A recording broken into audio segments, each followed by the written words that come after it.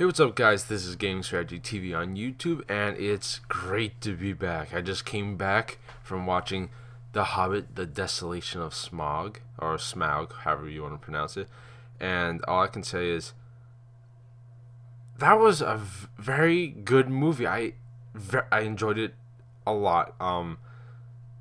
Some parts were absolutely better than the first Hobbit movie, and some parts of the first Hobbit movie I thought were better. But just to make things short, I want to do a quick analysis of this movie. I don't want to drag this on forever. Anyway, so basically, this movie is about action, and awesome special effects. I saw it in the 3D 48 frames per second. I haven't seen it in the 24 frames per second yet. I do want to see it in the 24 frames per second, actually. However, I'm not going to comment on that part for now because I haven't seen it in 24 frames per second, but needless to say, I do want to see it both and see how one plays out versus the other. So anyway, I would just like to say this movie is action-packed thriller. I don't think this movie is so much more fast-paced than the first one. It was incredible to see how fast-paced this movie was compared to the original Hobbit. The original Hobbit was like, dude, it felt like a 3-hour movie. This movie felt like, wow, like an hour and a half movie. When I got out, I was like, holy shit, 3 hours passed, damn. But so basically, just to get things started, you got it starts off where we left off. The company of dwarves, Bilbo and Gandalf, are heading off. They're running away from the orcs, and the orcs are eventually called off from pursuing Bilbo by Sauron, and you get a look at that bear man thing. Shoot, I forgot his name, Bear or something like that. Anyway, they hide out at his place for a little while, and the best part that leads up to obviously the Smaug part is when they're going to Mirkwood. They fight off the spiders, which was a very cool scene actually, and that's also when Gandalf has to split up from the group and travels off to find this evil that Radagast the Brown was exploring. So basically, the company goes into Mirkwood, and Mirkwood is kind of this forest has been polluted with evil and is driving the group insane. They get captured by the spiders, and eventually, Bilbo uses the ring because he's in a possession of it now to help the guys escape, and they get surrounded and captured by the elves. And you really get to see a little more about who these Mirkwood elves are. And it's really cool to actually find out what it is like compared to we know the elves from Lothlorien. It's very similar but very different. Like, feels like the Mirkwood ones are much more aggressive, as was explained in the movie. So anyway, this is when you first meet the new character, the female elf. That trying to remember her name. Oh yes, her name was Thariel. Probably mispronouncing it pretty badly. And I just remembered the bear dude's name was Beorn. Probably mispronounced that as well. Anyways, so you finally get this. I was actually pleasantly surprised with the addition of this female character, which is totally not even in the book. Not even there. Neither is Legolas. However, the inclusion of the Mirkwood elves was spot on accurate. In comparison with the book, I have to say that this movie does does an extremely well job, and they take some liberties, obviously, especially with the evil in Mirkwood, which you find out. I'll explain a little more what Gandalf is discovering with Radagast the Brown, and also you find out Radagast the Brown is mentioned once in The Hobbit, but is a recurring character in The Hobbit, obviously. Anyway, so we get to see the barrel scene, and I will say one of my favorite scenes in the movie because that's just action-packed fun. Just tons of action fighting you see from all the dwarves and Legolas and the other elves just shooting arrows. And this is where the special effects really come in. You see like arrows going through people's eyes, like there were two orcs lined up and it's like double heads, like pew, pshing, and two heads went through two heads and the arrow was stuck into like a tree. So you got two orcs' heads just like lined up with an arrow between them and they're like pinned to a tree. It was just awesome. So obviously that's exciting. Next part that was incredible was the scene where Gandalf is and Radagast get to the Sauron's lair, and you just see this. When you saw it the first time from Radagast the Brown, it was just like, dude, this place is just freaking evil. You see the ring wraiths, one of them attacks Radagast the Brown, and you see that, dude, this place is just pure evil. And obviously Sauron is now collecting all the orcs and for an invasion or a giant war. And this is the part that really stuck out in my mind after watching this movie. So basically, Gandalf is going around in this place, casting light spells basically to dismiss the dark evil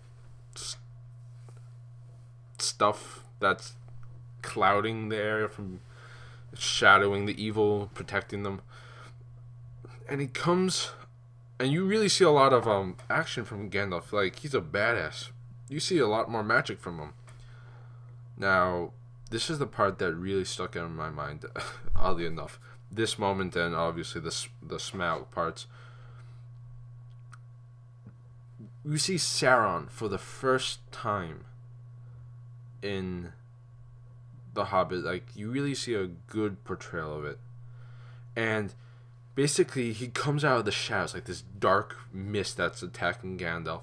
And all of a sudden, you see this flame, like this shadow figure wreathed in flames. Just like, you see his armor is just, but fiery.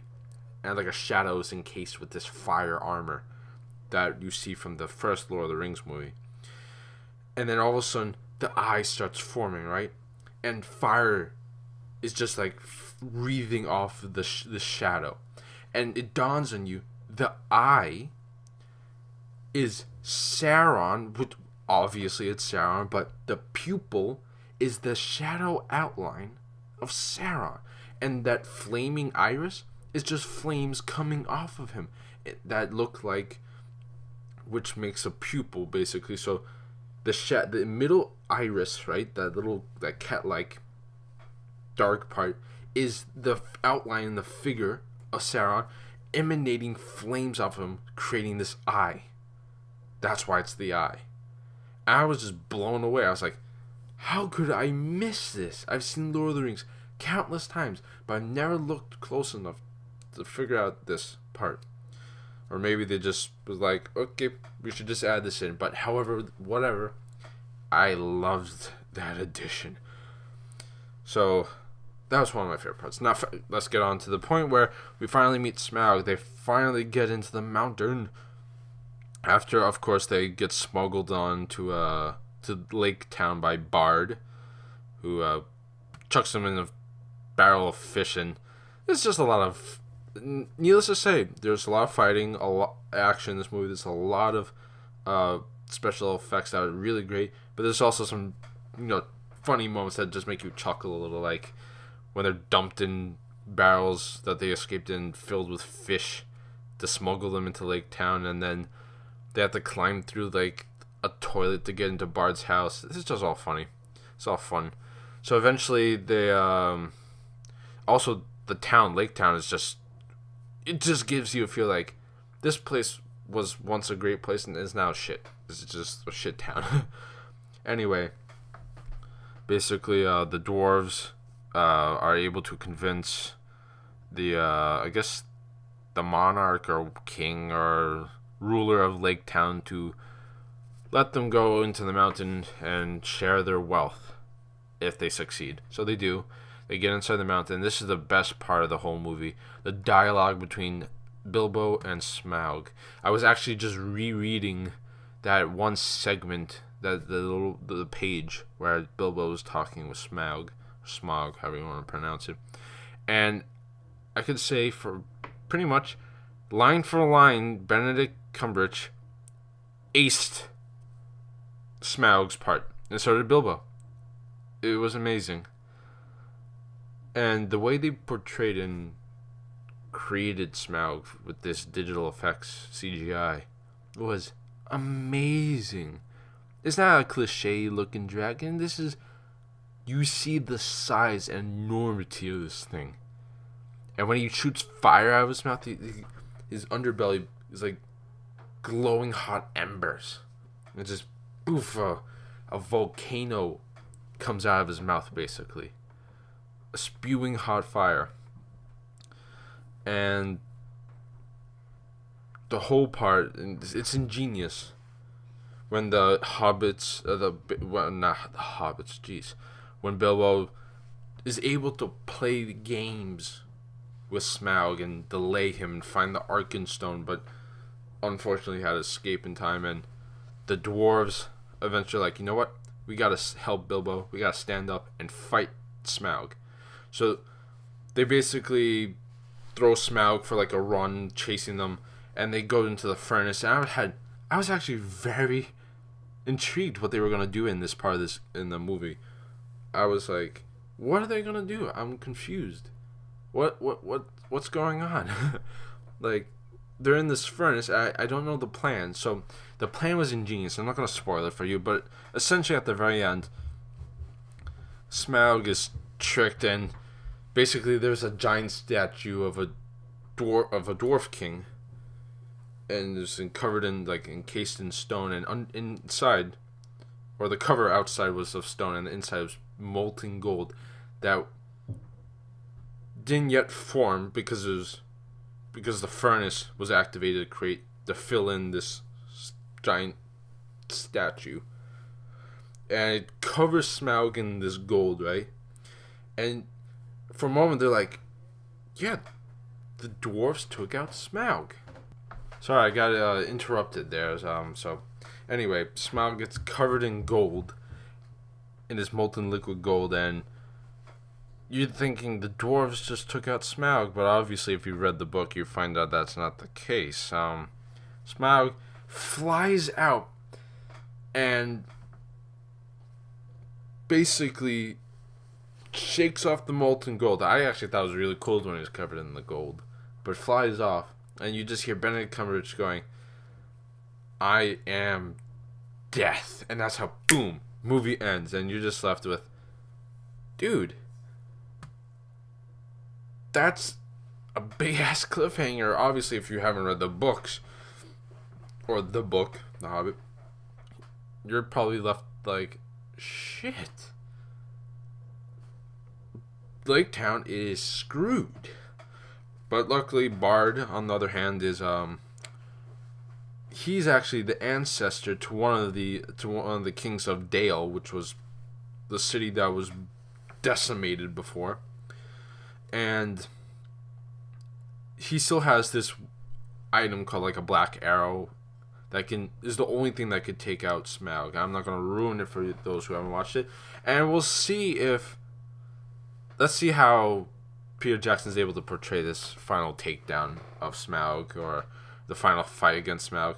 And also, I forgot to mention that basically when Gandalf encounters Sauron, with all of Gandalf's power and might and trying to fight off the evil, he gets cornered by the orcs and is attacked by Sauron's dark energy and magic, and basically is captured. You see him, his staff is broken again, and he's thrown in like this cage just to basically rot there. And you're thinking, where's Radagast the Brown? Radagast the Brown was told by Gandalf earlier to go get help from Galadriel, and so hopefully we'll find out what happens and how does Gandalf escape in the next movie.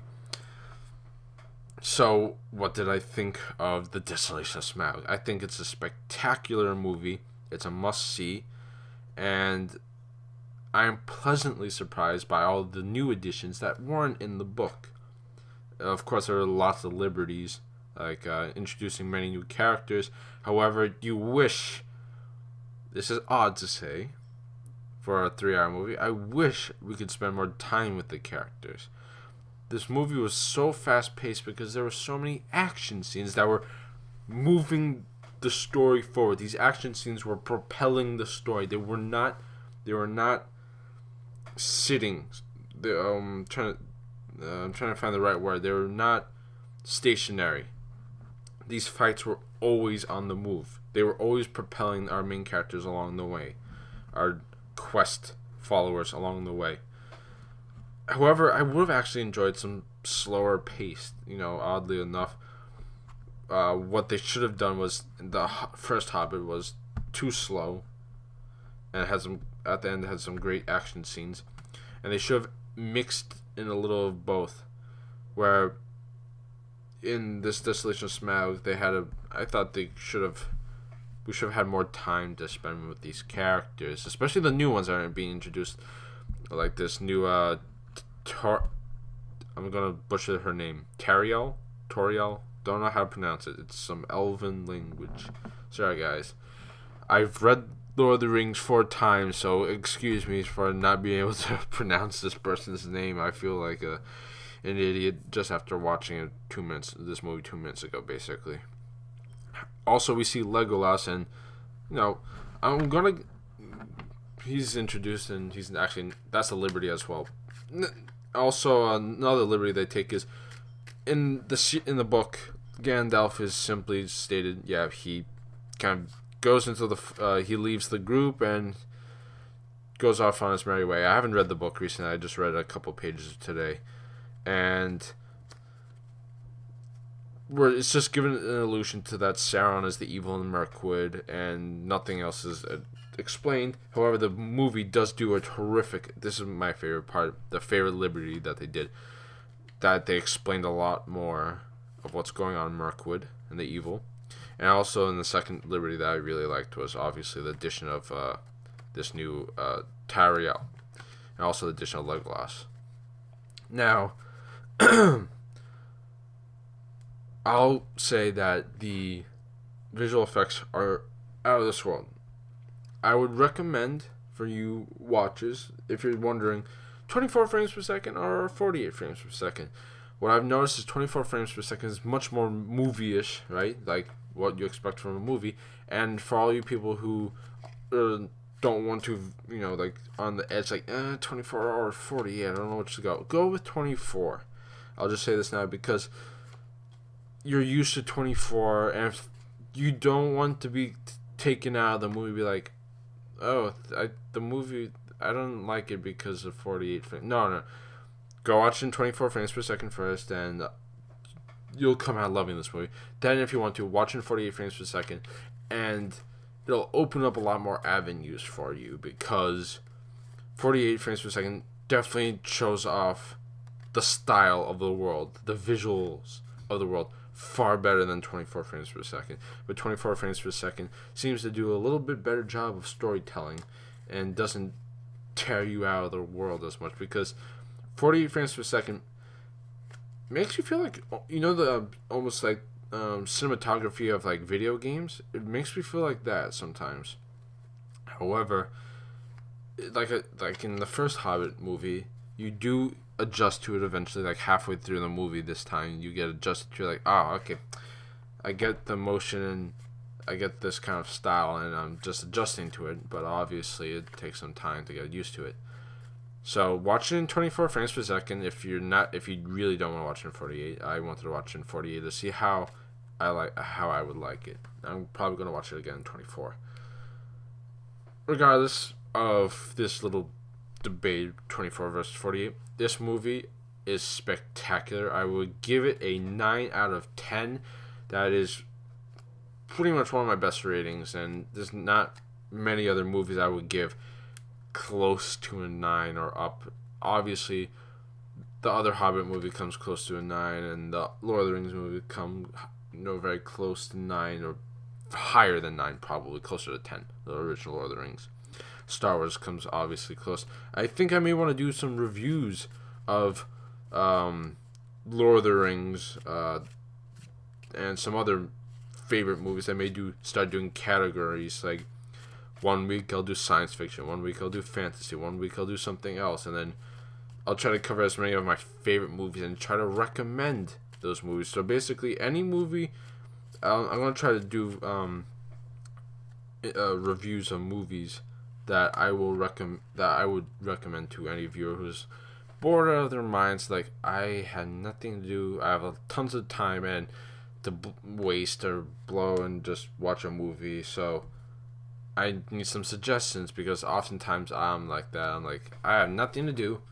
I need some suggestions to watch a movie. And recently, I just watched Pacific Rim. This is very off topic. Loved it.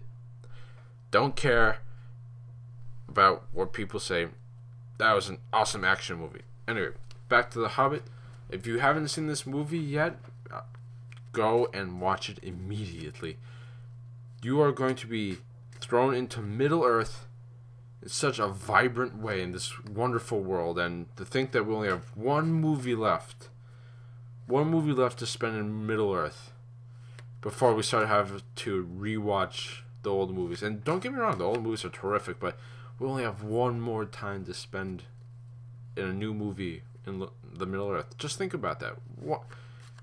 Middle-earth is basically part of our culture at this point, and I'm already having nostalgic feelings about this already. This is how much Middle-earth means to me. I'm a big Middle-earth person. Love the lore, love it all. And that's it for it. That's it for the Middle-earth. So I would like to say, terrific movie. No, I am going to say this is a terrific movie. Go watch it, and just have a great time watching this movie. And I'll see you guys later. Thanks for watching. Oh, and I know I've been going on basically forever about this movie. I just wanted to touch on one more point before I left off. I just wanted to say that the whole objective for Thorin to take back, Eredor, his homeland, or basically become king under the mountain officially, he needs this Arkenstone, right? And he wants to reclaim it for his people, to reunite them. And you do get to see how the Arkenstone really affects people in general, and the way it drove Thorin's grandfather or father, I can't remember, insane. It's slowly doing to him just thinking about it, right? And it really portrays the same way the ring causes the lust for power. This Arkenstone causes the lust and greed, the lust for greed and wealth in men and on all kind of species, I guess. And it really comes to light in the last few moments of the movie. And that's all I'm gonna say. And I hope that this analysis / kind of summary convinces you to watch this movie if you're on the seat, or on the fence between going to see it or not. I have no idea why you wouldn't want to see it anyway, just to find out about what this movie is about, or what The Hobbit's about. I would say spectacular movie, like I've mentioned before. Go and watch it immediately, because this is a fantastic movie and deserves an audience, because somewhere deep in my heart, or somewhere in my heart, actually most of my heart is dedicated to Middle-earth. I am a Tolkien fan and always will be. Congratulations to Peter Jackson for creating another terrific film, and I hope you guys have enjoyed this video, and go out and see this movie if you can, and if not, as soon as it comes available to any online sources or TV, you can purchase it. Go and purchase it and watch it, because it's a fantastic movie. Thanks again, guys. See you later.